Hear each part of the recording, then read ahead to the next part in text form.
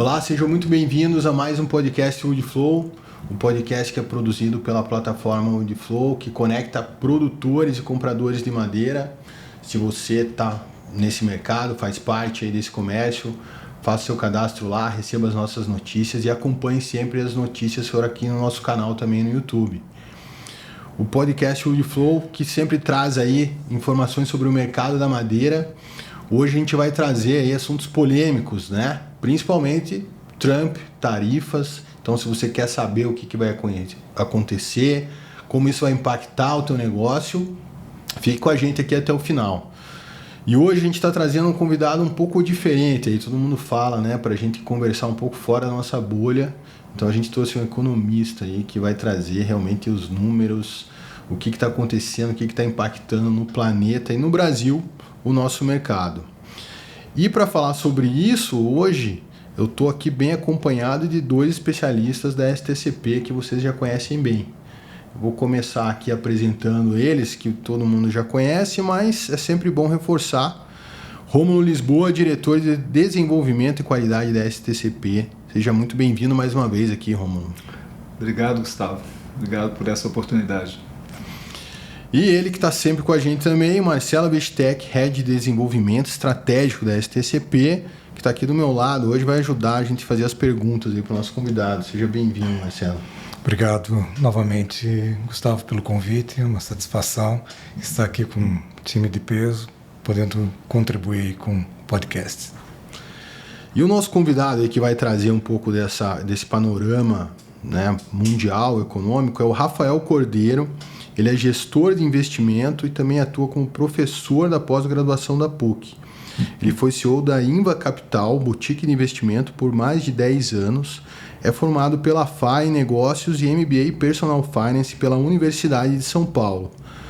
Rafael, bem-vindo. Obrigado por estar aqui com a gente. Obrigado, Gustavo. Para mim é um prazer imenso poder falar de economia e num momento tão intenso como o atual, né? Tem bastante conteúdo. Bastante conteúdo, bastante polêmica. E antes da gente começar a falar aí no nosso tema, eu quero dar um recado aí para vocês do nosso parceiro, que é a transportadora Cortesia. Eles estão aqui com a gente agora, vão estar aí nos próximos episódios com a gente. A transportadora Cortesia fica lá em Ponta Grossa, aqui no Paraná, e é especializada no transporte, movimentação e armazenagem de contêineres. Com atuação focada na eficiência e na segurança das operações, a empresa realiza todos os serviços exclusivamente com frota e equipamentos próprios, garantindo total controle sobre a qualidade, prazos e confiabilidade das entregas. A Cortesia se destaca por oferecer soluções completas e personalizadas, com estrutura preparada para atender demandas logísticas de diferentes portes e segmentos. Seja na estrada ou dentro do pátio, cada container é movimentado com responsabilidade e compromisso. Mais do que transportar cargas, a transportadora Cortesia movimenta resultados, sempre com seriedade e experiência. Tem um QR Code aqui que você pode entrar em contato com eles, fala lá com o meu xará Gustavo, ele vai atender você. Você que é da madeira, provavelmente já ouviu falar deles. Eles movimentam muita carga de muita gente, das principais indústrias aí do Paraná. E agora estão aqui com a gente também na Woodflow. Recado dado, vamos começar aí a nossa polêmica de hoje, que é, né, falar sobre aí o mercado mundial e tudo que vem acontecendo.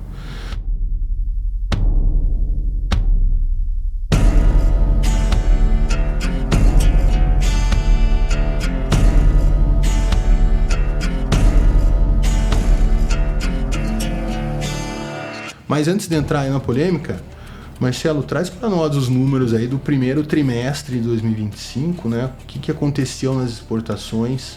Que números a gente tem aí no Brasil atualmente dos nossos produtos? Muito bem, vamos então aos números. E nós podemos claramente ver que esse primeiro trimestre ele começou bastante positivo comparativamente ao igual período, primeiro trimestre de 2024. Vocês podem observar nos gráficos o desempenho dos 6 principais produtos da pauta de exportação, falando em termos de volume nesse slide. E nós tivemos os dois principais produtos, que é o cerrado de pinos e compensado de pinos, em volume, aumentando praticamente 17%, de 1,28 milhão em 2024, primeiro trimestre, para 1,5 agora nesses 3 primeiros meses. Isso é principalmente, né, devido ao um aumento do cerrado em 15% e compensado quase 18%. Outros produtos relevantes, numa outra escala, mas relevantes também, são os móveis de madeira, cerrado tropical, moldura e portas. Esses outros produtos, 3 deles tiveram aumentos expressivos, móveis e cerrado. Moldura conseguiu manter aí, e moldura até é interessante porque em fevereiro ela estava abaixo de 2 meses de 2024 e ela também mostrou uma recuperação interessante nesse mês de março. Portas de madeira é que tem um desafio aí no ano pela frente, já com 10% abaixo do que foi exportado no ano anterior. Quando a gente fala em valor, próximo slide, nós temos essa situação. Alguns números em volume são baixos, mas o produto é de alto valor agregado, como é o caso de móveis e molduras, né? E eles também tiveram um desempenho bastante interessante e de crescimento, né, da ordem até acima de volume, né? Em valor, cerrado aumentou 22%, compensado 15%, móveis 4%, mas nós tivemos aí um desempenho, né, que não era esperado para o cerrado tropical e portas, né, que estão abaixo do esperado. De qualquer forma, isso significou um aumento de 25% nas exportações em valor de 2024 para agora, nos primeiros 3 meses. As questões o que temos pela frente. O que temos pela frente, é isso que a gente vai conversar aqui. O compensado deu para ver que deu uma puxada forte, né, em virtude aí da cota na Europa, e talvez alguém tentou correr para antecipar aí o tarifaço nos Estados Unidos, né? Compensado exatamente. Falando na cota na Europa, ela já venceu praticamente 50% da cota em 3 meses. Temos aí mais uns 2 meses e meio pela frente para talvez fechar essa cota, né? E eu gostaria só de ir aproveitando, falando dos números, o próximo slide ele já até introduz a situação com relação aos Estados Unidos. Nós falamos que as nossas exportações, de um modo geral, foram já pujantes, mas isso desencadeia pensar ir para os Estados Unidos. E aqui estão os mesmos produtos, compensado e cerrado em cima, os 2 carros-chefes, né, das exportações, da pauta de exportação brasileira, tiveram aumentos expressivos aí, pegando o período mensal, né, de principalmente fevereiro para março, né, idem com molduras de pinos. Lembrando que para molduras de pinos nós temos uma exposição de 98% da nossa moldura vai aos Estados Unidos. E ela começou forte aí no mês de março, assim como o cerrado tropical. Pisos de madeira houve uma retração e portas houve um aumento em janeiro, fevereiro e uma estabilidade agora em março. Essa é a visão para os Estados Unidos, com bons números aí no começo do ano. Os Estados Unidos sempre puxando, extremamente importante, né? E eu queria agora perguntar para o nosso convidado aí de hoje, Rafael, dá um panorama geral para a gente aí dessa macroeconomia, né? Tudo que está acontecendo, né? No mundo aí, a questão do dólar, a questão de juros. A gente começou o ano turbulento, mas de lá, do início para cá, só tem piorado as notícias ou bagunçado mais, né? Como é que foi esse início de 2025? Acho que antes de falar do início de 2025, vamos voltar um pouco. A gente teve lá em 2020 a pandemia, né? Teve uma desaceleração muito forte em todos os mercados, mas ao mesmo tempo teve uma recuperação logo em seguida extremamente pujante em muitos setores, principalmente setores de construção civil relacionados à madeira, inclusive.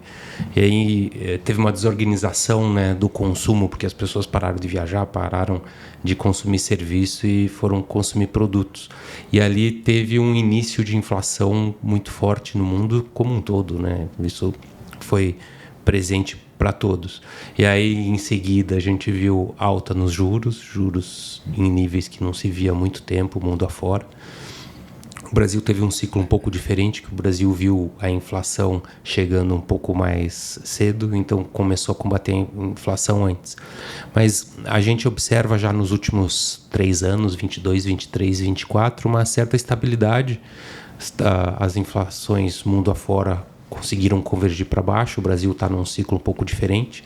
As taxas de juros começaram a recuar. Na Europa recuou relativamente bem, nos Estados Unidos ainda recuou pouco, mas começaram a recuar. Agora, o mais importante é que o crescimento econômico mundial nos últimos 3 anos foi bom, foi da ordem de 3%, tanto em 2022, 2023 e 2024.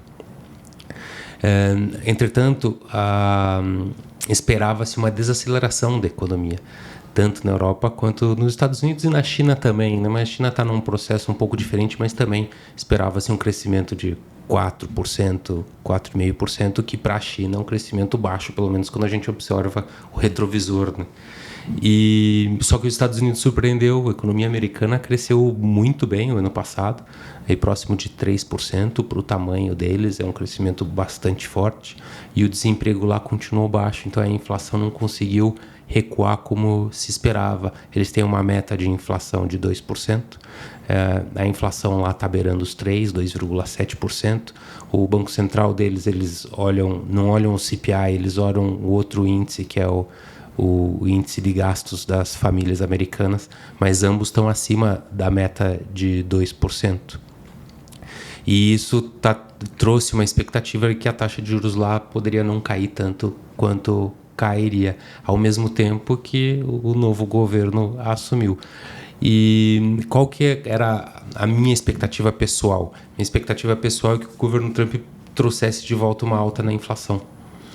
Mas isso mais relacionado ao fato dele gostar de economia muito forte, economia pujante, do que as tarifas. Eu confesso que as tarifas era algo que nem quem tinha bola de cristal acho que ia conseguir identificar o que ele faria de fato. Todo mundo falava tarifa, mas na prática, eu particularmente confesso que achava que ia ser um jogo de cena para ameaças e negociações. Acabou que não foi tão fraco assim, né? As tarifas estão vindo, na prática a gente ainda não viu o efeito, mas acho que está começando a talvez ver nessas últimas 2 semanas. Vocês que estão na ponta final, na verdade, têm informações até muito melhores do que nós, ficamos só vendo números e telas, né? Mas é o que a gente está observando. De fato, a inflação pode começar a incomodar, e aí as taxas de juros que já não estavam baixas, né? O mortgage, financiamento imobiliário americano, poxa, os americanos continuam pagando aí de 6% a 8% em mortgage. Isso é bastante elevado. Estavam pagando 3%, 4%, no máximo 5% há pouco tempo atrás. Inclusive isso interfere, né? As construtoras lá começaram a fazer menos construções novas. Fato é que meio que erraram, porque as vendas de imóveis foi bem, os imóveis usados conseguiram segurar bem o preço lá, mas a expectativa é de fato que venha uma inflação, mas ninguém sabe exatamente como. Eu lido com investimentos financeiros muito mais, né? Nos investimentos financeiros, o que a gente fez só foi reduzir um pouco a bolsa de valores, até porque eu achava que o otimismo estava grande demais. O Trump, ele é pró-mercado, então joga o S&P 500 para 6.200 pontos, que está tudo certo. Eu olhei aquilo meio assustado até, né? E a gente tem posições de ouro compradas lá em 2021, que a gente veio mantendo e começaram a dar muito resultado. E até um pouco por sorte, porque quando prenderam o dinheiro dos russos, os governos mundo afora olharam aquilo e falaram: poxa, eu não posso mais ter tanto título público americano, que é um assunto que eu vou falar daqui a pouco. O que a gente pode comprar? Putz, talvez ouro. Então o ouro tá subindo, continua muito forte, e porque as pessoas estão assustadas com essa postura do Trump, com essa postura mais bélica, eu diria. A coisa realmente está começando a bagunçar mesmo aí, né? E as expectativas que começaram no ano com bons números, talvez mudem ou não. Como é que está esse impacto aqui, Rômulo? Vocês que mexem com vários setores, especificamente aí nosso florestal, industrial, o que você tem sentido aí nesse nosso mercado mais da madeira? Bem, um momento engraçado, né? Estranho, que são essas incertezas de tomar as decisões, né? Construção de estratégias.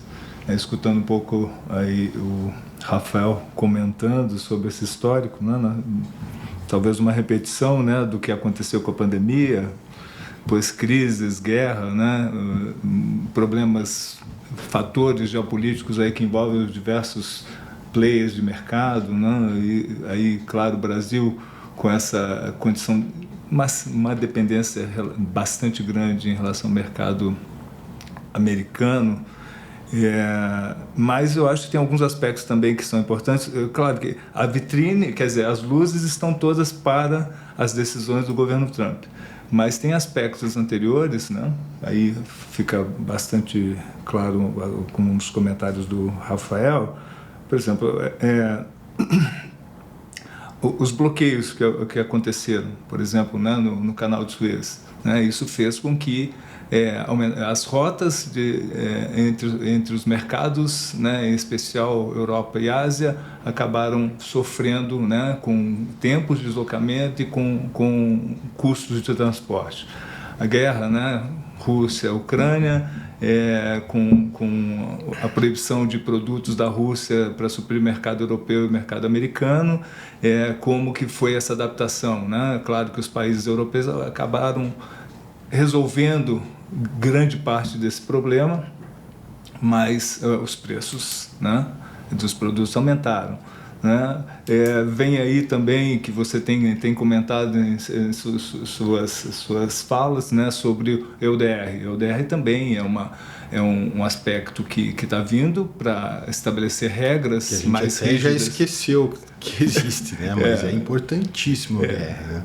Então, eu estou aqui comentando alguns aspectos que saíram da vitrine, né? Eles estão guardados lá no depósito. Mas o EUDR é um aspecto que os empresários têm que ficar atentos, né? Manter no radar, olhar o mercado como é que ele está se posicionando, avaliar os riscos, porque eventualmente se há uma recessão nos Estados Unidos, né, por conta dessa situação, você destacou aqui, né, Rafael, aumento de 10 para 100, o Gustavo, né, dos preços, aí como que eu vou adquirir esse produto? Então pode ocorrer uma parada, né, no mercado para entender o quanto isso impacta os negócios e como que eu vou proceder para frente. Então a gente não pode esquecer os outros aspectos, né? Todos esses problemas geopolíticos, essa guerra entre China e Estados Unidos são grandes, né? Grandes compradores e grandes exportadores, a gente tem que estar sempre muito atento. Então eu vejo que esses aspectos aí, desses conflitos, né? Dos problemas de transporte, de logística e as regras, os regulamentos que os países vêm criando, taxados em mudanças climáticas, não que não sejam importantes, são super importantes, mas que eventualmente criam barreiras para os países em desenvolvimento. Então eu entendo que os empresários precisam sim dar um passo atrás, analisar o mercado, né? Fazer um planejamento mais adequado, buscar alternativas de produção que permitam redução de custos ou otimização, né, do processo e negócios estratégicos, pensar em novos mercados. Eu acho que são aspectos importantes que devem ser tratados neste momento, ou seja, é um momento de certeza. Nós não temos as respostas aqui. Acredito que vocês vão falar dos números aqui, né, Marcelo, Rafael. E aí a gente vai tentar traçar um caminho, mas eu acho que esse momento é muito de incerteza, é um momento estratégico que a gente tem que procurar adaptação, né, em especial do setor florestal em relação aos mercados. A incerteza está predominando, né? E até essa é a pergunta que eu queria fazer aí, o Marcelo, que é o nosso especialista em número. A gente, há um mês atrás, no último podcast, a gente falou sobre 25% de tarifa na madeira. dia 2 de abril, dia da libertação lá americana, ia começar essa tarifa, era o que estava todo mundo esperando. Mas isso já mudou completamente, né, Marcelo? Hoje, o que realmente vai ser aplicado de tarifa na madeira brasileira? É possível a gente dar uma resposta exata? Bem, uma resposta direta e curta, não. Desculpa. Nós tivemos, sim, essa indicação, essa ameaça, né, dos 25% para produtos de madeira. E isso, de fato, no dia 2 chegou e não ocorreu, né?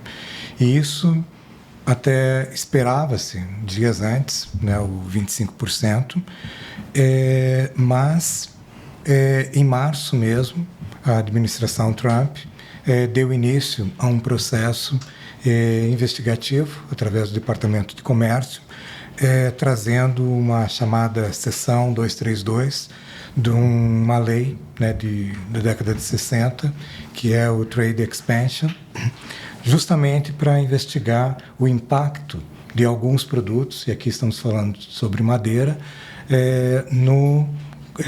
na economia americana, na segurança e nas indústrias americanas.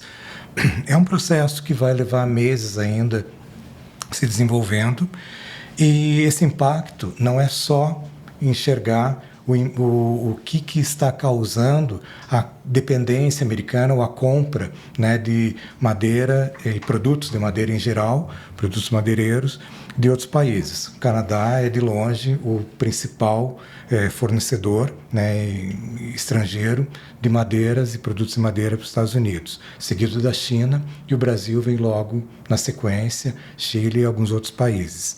Então, os produtos estão sob investigação.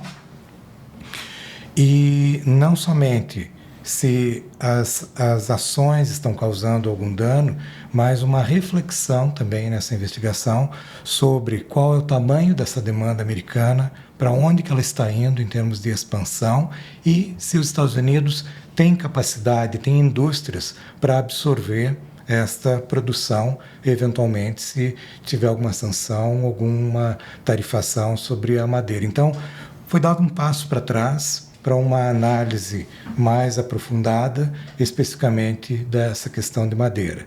Então, o setor, né, aguarda, ele já está se mobilizando nos momentos em que já pode ser feita alguma ação, né, de defesa e de tentativa de mostrar e justificar, né, que o produto brasileiro, né, ele não está causando esse impacto na economia americana, né, para a segurança, mas realmente é um processo ainda para se aguardar. O que temos no momento, né, é o 10% anunciado flat para todos os países, exceto China, né? Então, e é claro, cada produto, né, já tem ou tinha alguma tarifa, e daí tem que se olhar em nível de NCM, o que os Estados Unidos já taxava, né? A maioria deles, pelo menos para produtos de madeira, tarifa era 0, mas o Brasil sim tem tarifação para praticamente todos os produtos, caso nós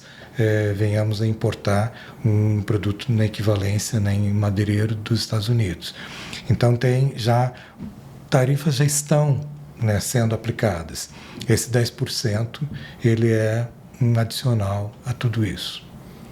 Ainda não é possível realmente definir um número, né? Mas a gente segue acompanhando aqui, e aí a gente entra nesse aspecto dessa guerra tarifária, né?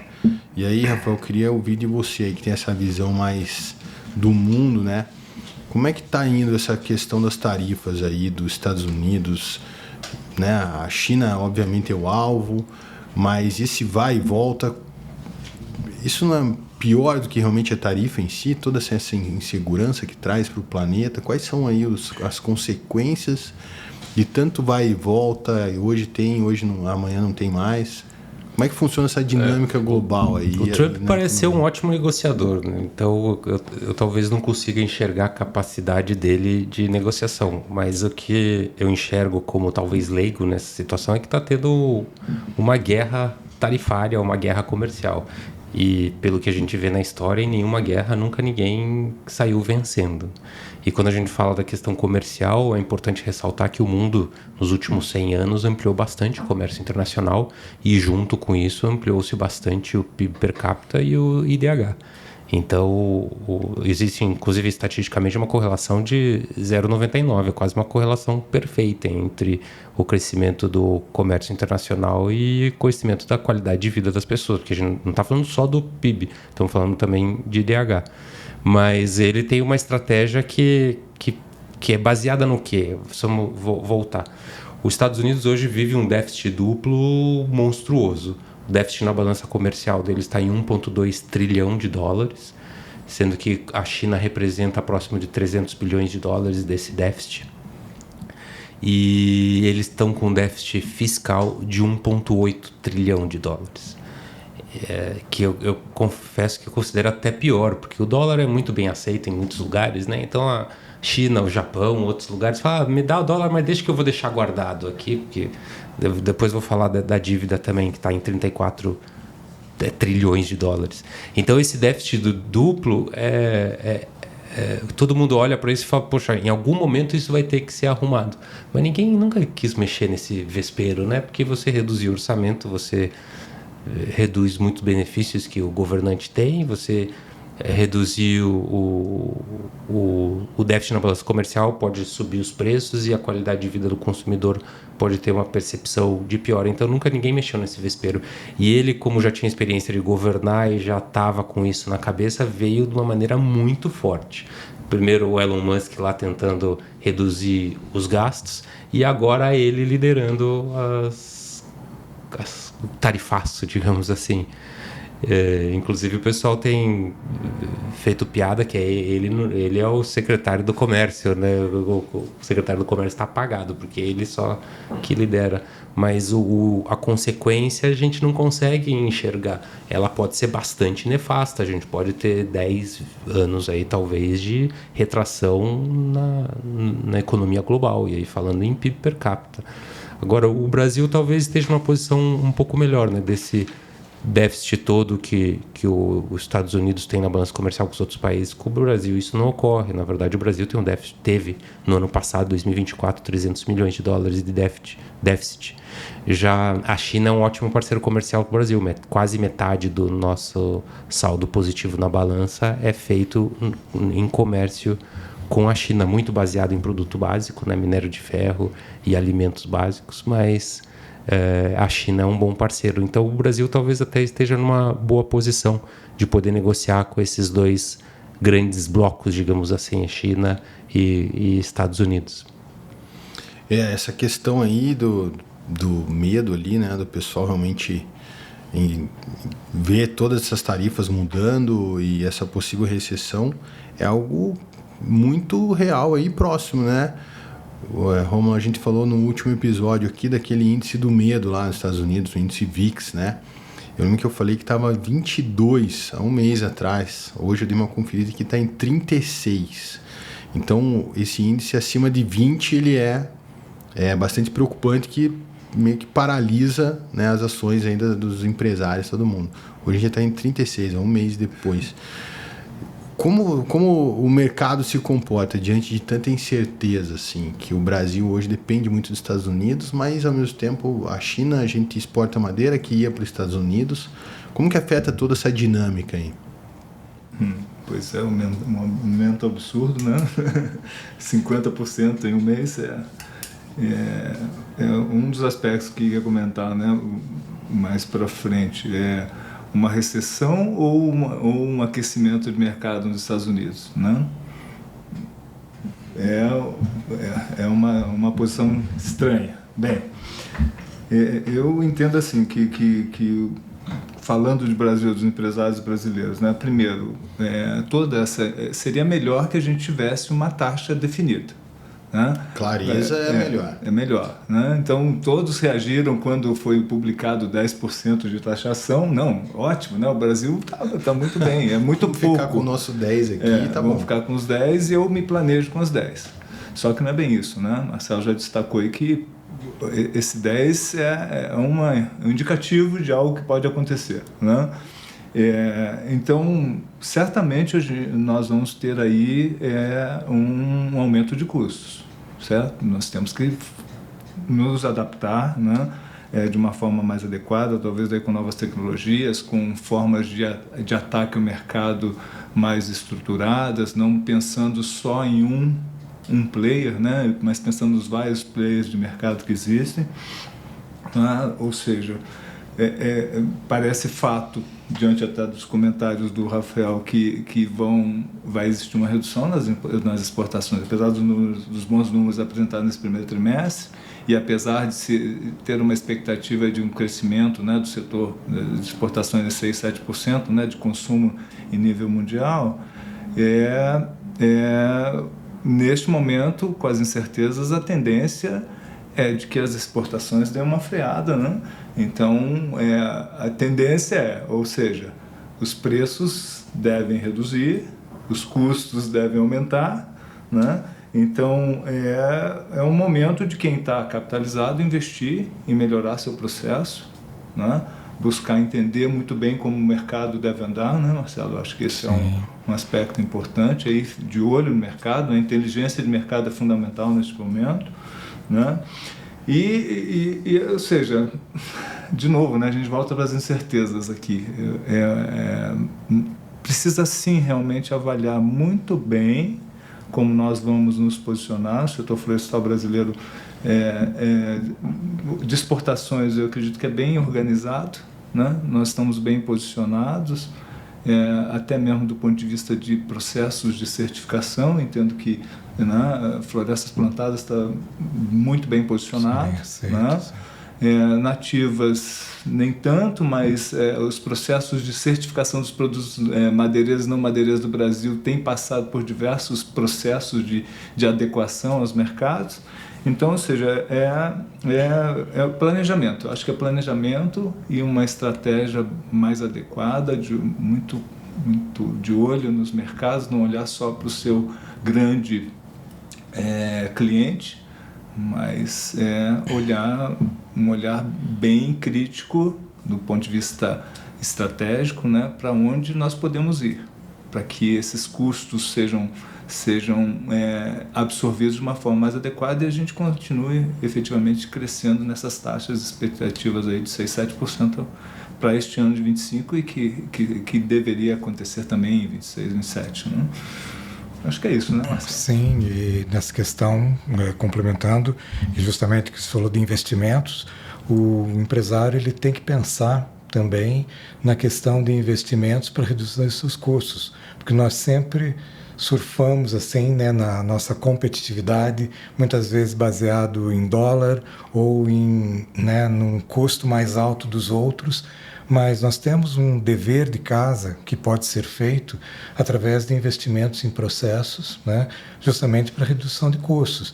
Em tempos de tarifas, né, para todos os países e negociações que podem, inclusive, favorecer outros países e nós não tanto, nós temos que ter custos muito bem afinados, né? Porque sempre foi, por exemplo, quando o dólar estava muito alto, tinha novos entrantes que começavam a exportar. O dólar baixava, eles retraíam. Isso sempre também causou muito problema no mercado, né? Você não ter uma estabilidade de players confiáveis, qualificados, né, no mercado internacional. Então, quer dizer, esse trabalho, né, interno, ele é o que pode também ser feito, né, em termos de investimentos para redução de custos. Reduzir custo, aumentar a produtividade, Sim. Não tem como fugir disso, né? E vai vir dificuldade pela frente também, isso é fato. E até assim, a gente tem conversado com muitos clientes, né, de fora do país e fornecedores aqui no Brasil, e realmente o receio é muito grande, né? Esse índice do medo, ele realmente está muito alto. E muita gente comentou, né, que voltando ali, até você comentou, Rafael, da pandemia, queria perguntar para vocês aí, a pandemia no primeiro momento travou o planeta, né?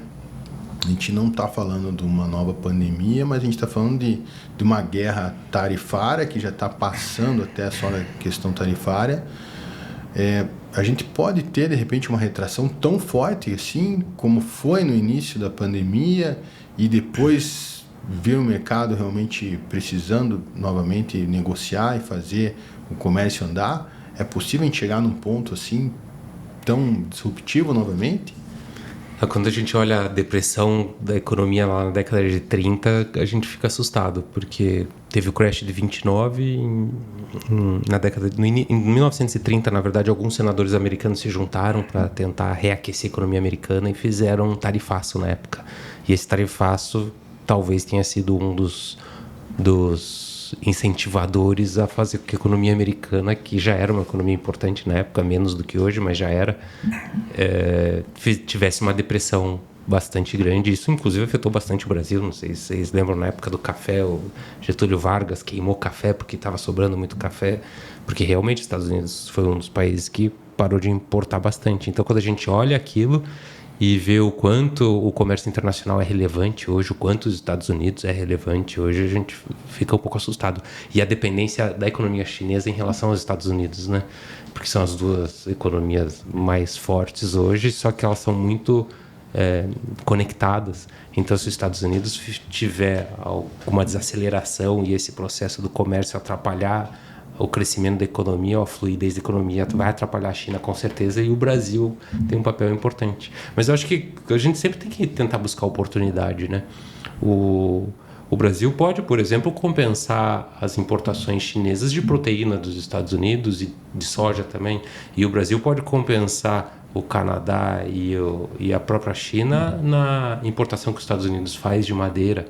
Então, talvez a gente possa tirar um pouco de proveito. Mas o que o Brasil precisava, o Marcelo e o Rômulo falaram, né, busca de eficiência, investir em corte de custos. O que o Brasil precisava mesmo era que os empresários se organizassem e passassem a pressionar muito os nossos governantes a fazer o Estado brasileiro ser mais eficiente. Porque está uma vergonha o que a gente está vivendo. O Brasil está entre os países com a maior carga tributária do mundo.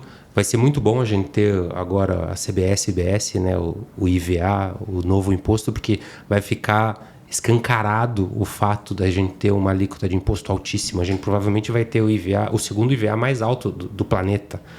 E a produtividade dos produtos brasileiros não conseguiu aumentar nos últimos 10 anos, a produtividade do trabalhador, não conseguiu aumentar, e na verdade parece que vai até piorar, porque a carga tributária não vai ser reduzida, pelo contrário, está sendo aumentada, né?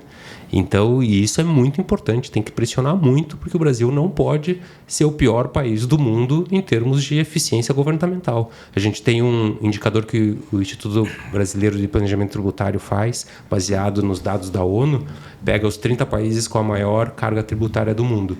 O Brasil é sempre o 30º, porque ele relaciona a carga tributária com a qualidade de vida. Pega o IDH e um outro índice, agora não me lembro qual é. O PIB per capita mesmo. Relaciona os três. E o Brasil é sempre o último, com uma carga tributária altíssima entre os primeiros e com IDH baixíssimo entre os piores dos 30 que tem a maior carga tributária.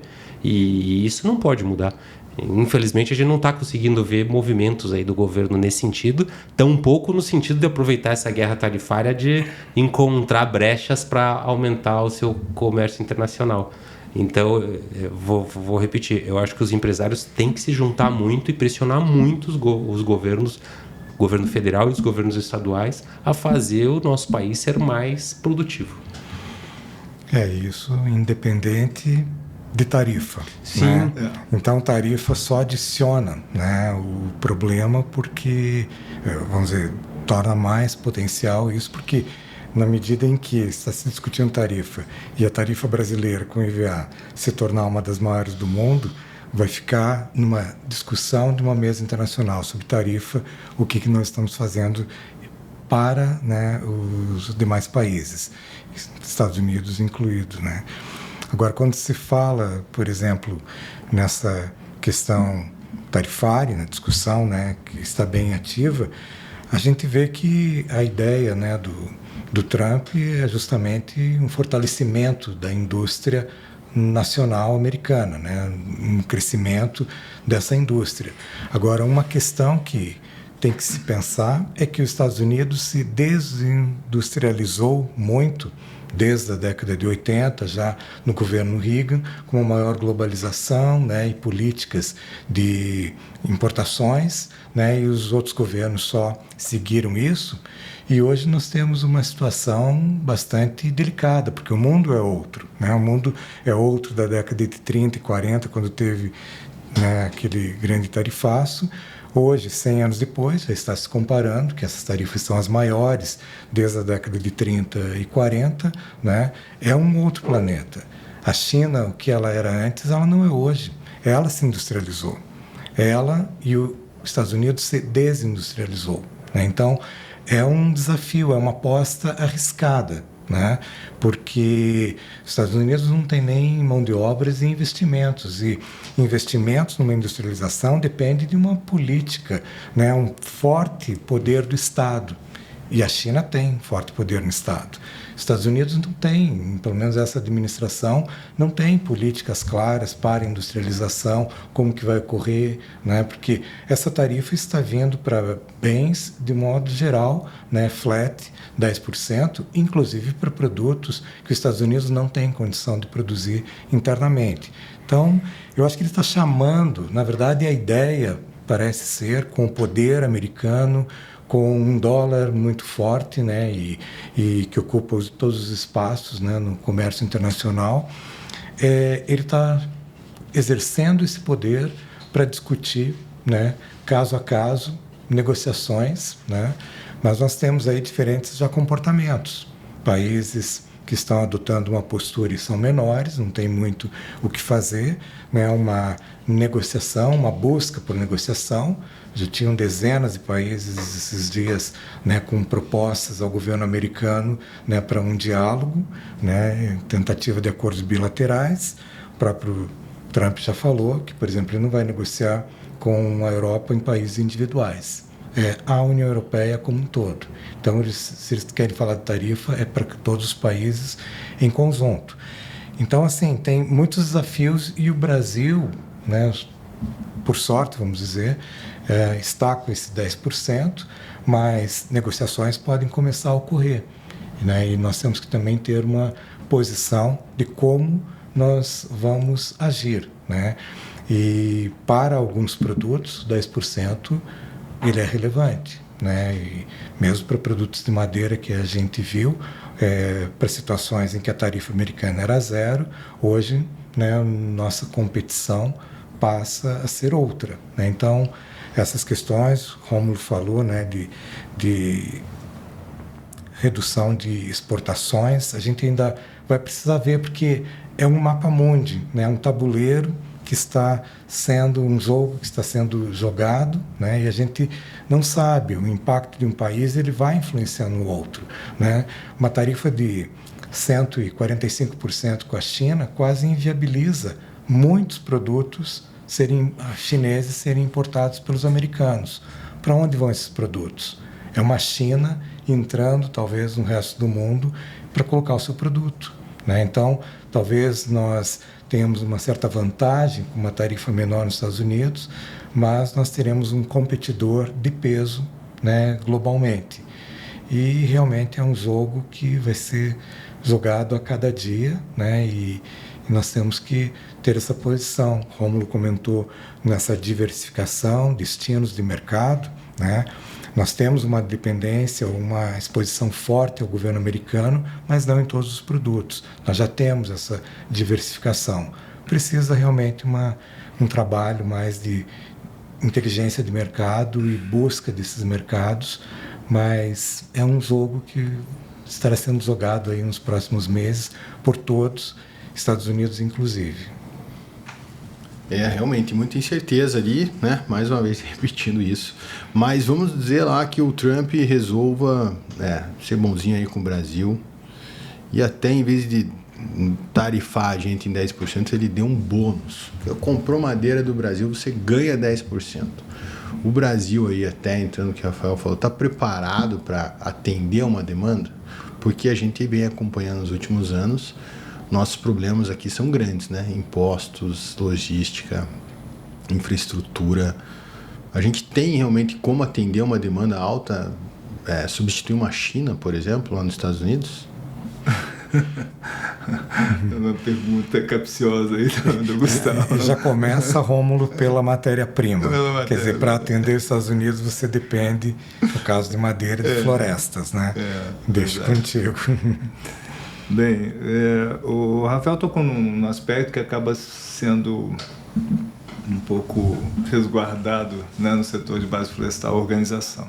Acho não, é uma palavra, né? Entendo que nosso setor evoluiu em organização nos últimos anos, sim, mas ainda está muito aquém do que poderia ser em função do que ele representa em relação às exportações, a base, né, de suprimento no país. É transversal o setor produtivo, né? E nós não temos políticas públicas muito adequadas para o desenvolvimento florestal no Brasil. Isso é fato, né? Ninguém toca no assunto, mas é fato, né? Na SCP a gente discute muitos programas ou planos de desenvolvimento florestal dos estados, né? Um bom exemplo aí que nós citamos é do Mato Grosso do Sul. Foi pensado em nível governamental, foi pensado em nível de instituições representativas do setor, empresas, né? Claro, com os interesses, e um plano de sucesso, né? Conseguiu atingir suas metas de plantio, que é o que nós entendemos. Não dá para você pensar numa nova indústria sem ter base, né? No Mato Grosso do Sul foi feito um trabalho nesse sentido. Agora, o crescimento foi maior do que a expectativa que a gente tinha, né, lá em 2008, 2010, 2012, não, Marcelo? Uma nova revisão em 2022, buscando verticalizar o setor, trazendo outras estruturas para que agregue valor ao produto, mas ao mesmo tempo um crescimento pujante aí de celulose. Então, eu entendo que nós certamente não estamos preparados para suprir estes mercados caso sejamos chamados, né? Não temos base florestal. Muitos dos empreendimentos que foram desenvolvidos no Brasil, né, alguns foram sem ter a base pronta, né? Muitos estão buscando o que está pronto de matéria-prima no país para suprir suas demandas. E nem sempre esse produto é muito adequado àquele produto que se quer produzir, né? Foi um movimento que aconteceu em Minas, né, Marcelo? Nós tivemos lá a queda do consumo de aço no mundo, sobraram florestas, o setor celulose comprou madeira com maior densidade para produzir papel, celulose. Não era o mais adequado, mas havia uma demanda de mercado, né? Houve uma pressão da pandemia nesse sentido, se resolveu. Mas eu não gosto muito dessa história de que se fala assim, não, à medida que tem demanda, o mercado se ajusta e outros produtos assumem o papel, né, da madeira. Eu não entendo assim. Eu entendo que falta planejamento, falta organização do setor, sim. Não estamos prontos ainda para suprir uma demanda, né? Nós temos déficit de madeira no Brasil, se formos olhar, não é uma produção sustentável, em especial no setor de florestas plantadas, né? Celulose está bem estruturado, né? Mas falta, é fato, nós não temos madeira suficiente para suprir, talvez nem a demanda nacional, quanto mais quiçá a demanda internacional. Então, Gustavo, eu entendo aí que é um grande desafio, né? Precisamos nos organizar muito bem, né? Do ponto de vista governamental, do ponto de vista de associações, do ponto de vista privado também para os nossos investimentos, uma organização mais adequada, né? Uma estratégia bem organizada. Então, assim, não estamos preparados. Esse é o meu entendimento. Não adianta nem receber o bônus do Trump, que não vamos conseguir. Eu acho que vai acontecer aquilo que aconteceu lá no passado, né? Começou uma demanda absurda dos Estados Unidos de madeira, todo mundo exportou, né? A qualidade do produto não era adequada, quem estava com o produto adequado continuou no mercado. Quem entrou nessa loucura de manada, né, acabou suprindo aquela demanda emergencial, mas depois saiu, porque a qualidade dos produtos não eram adequadas ao mercado. Então, não funciona. O bônus é bom, mas eu acho que a gente precisa se organizar, né, para que esse bônus tenha efeito, e não um efeito colateral de prejuízo ao invés de resultado, né? Diante então desse mundo todo, que agora cada país está olhando mais para dentro de si, né? Realmente essa globalização tá em xeque hoje em dia, tá todo mundo se protegendo. De repente, então, tudo indica que a hora era do Brasil olhar para dentro, né? E fazer esses investimentos, olhar a oportunidade aqui dentro. O nosso mercado ainda interno não está consumindo tanto. Podem surgir oportunidades aqui internamente no Brasil, diante também de um juros altos, uma economia desafiadora. Você acha que o mercado brasileiro poderia ser uma saída para a gente aqui?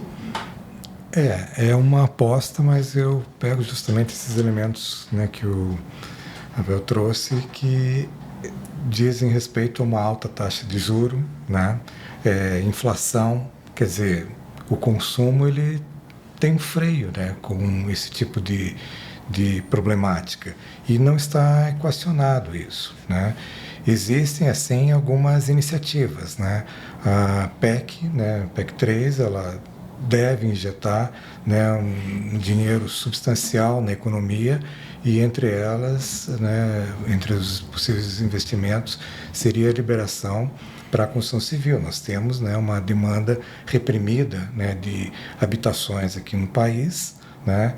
Nós temos também, por outro lado, apostas do próprio setor, e nisso, né, a gente vê um trabalho sério, né, de organização, ainda para colher os frutos na parte de construção de madeira, né, o que seria, né, um enorme incentivo, né, na medida em que se troque, né, a construção, né, habitualmente, né, com outros materiais, ou pelo menos que não precisa trocar, mas que introduza a madeira, né, como um produto, né, do dia a dia, né, em larga escala no Brasil, nós temos sim uma oportunidade de aumento daí do consumo, né.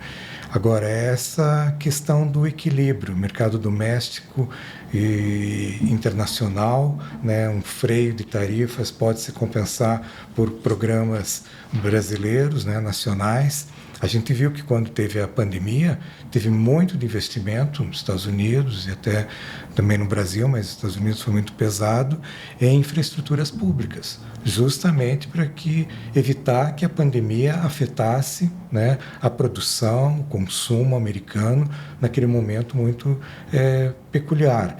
Então, quer dizer, talvez precise ter ações, né, governamentais, e essa pressão, né, do setor, de uma forma organizada, é claro, né, sobre os governos, para refletir e pensar, né, em voz alta sobre o que pode ser feito, né? Não é só olhar linearmente o que está acontecendo, né, com as tarifas e tentar ter uma resposta a isso. De repente, podem ter trabalhos a serem feitos aqui que absorvam parte de uma eventual produção que não atinja esses números que a gente está vendo, que até o momento estão bastante pujantes. Mas, por exemplo, 2023 para o setor florestal, eu já até comentei outras vezes, foi um ano muito ruim.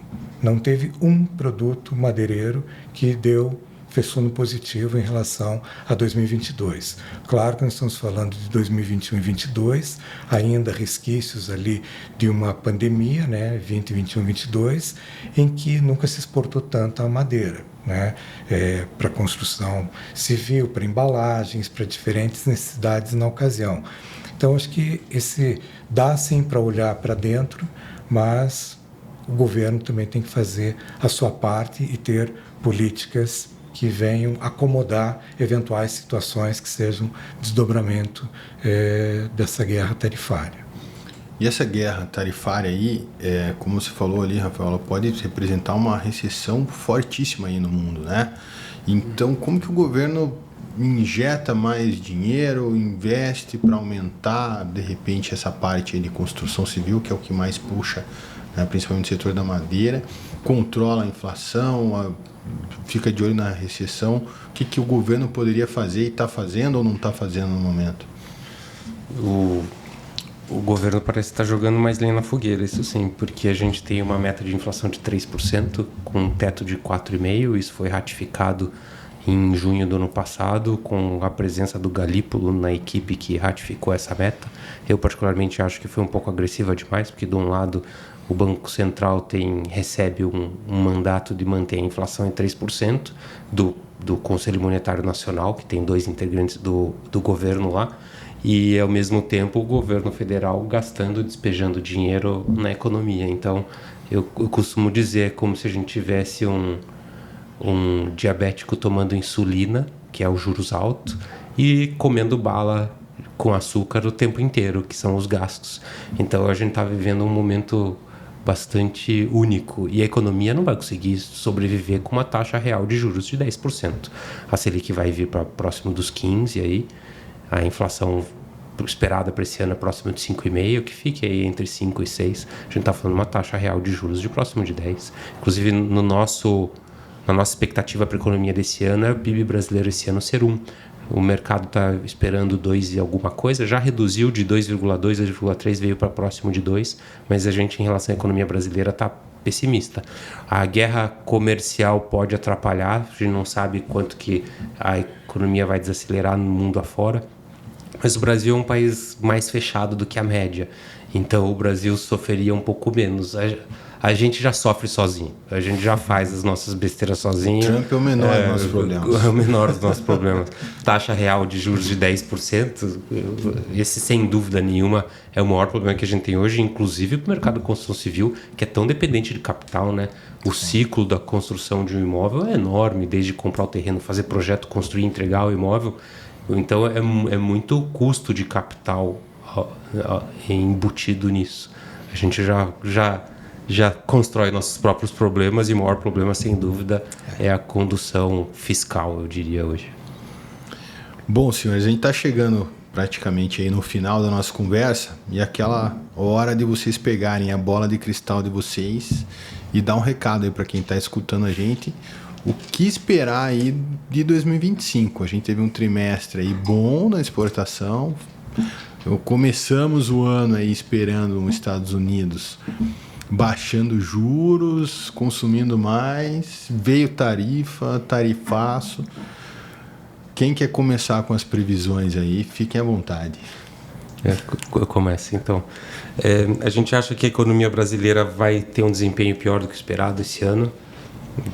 O nosso número é 1%, mas com certeza está errado, porque ninguém acerta. Quem ganha nesse jogo de previsões é quem erra menos, na verdade. E a economia mundial é muito incerto. Eu particularmente não consigo vislumbrar o que pode acontecer, uma desaceleração, mas qual o tamanho dessa desaceleração? Isso não dá para saber. E qual que é o impacto disso no Brasil? Tá muito difícil de saber, muito difícil. É o momento de ficar observando para tentar encontrar oportunidade, porque nessas horas aparecem também oportunidades, talvez até mais do que num cenário estável. Então eu acho que é observar bem, como eles falaram, tomar cuidado com os custos para sair mais forte do que a gente vai entrar aí nesse momento turbulento. Comigo? Tá bom? Pode ser, então. Eu complemento o Rafael aqui com incertezas. Não tem como a gente fugir nesse momento das incertezas. Entendo que tem boas oportunidades, né? Para o setor florestal em especial, sim.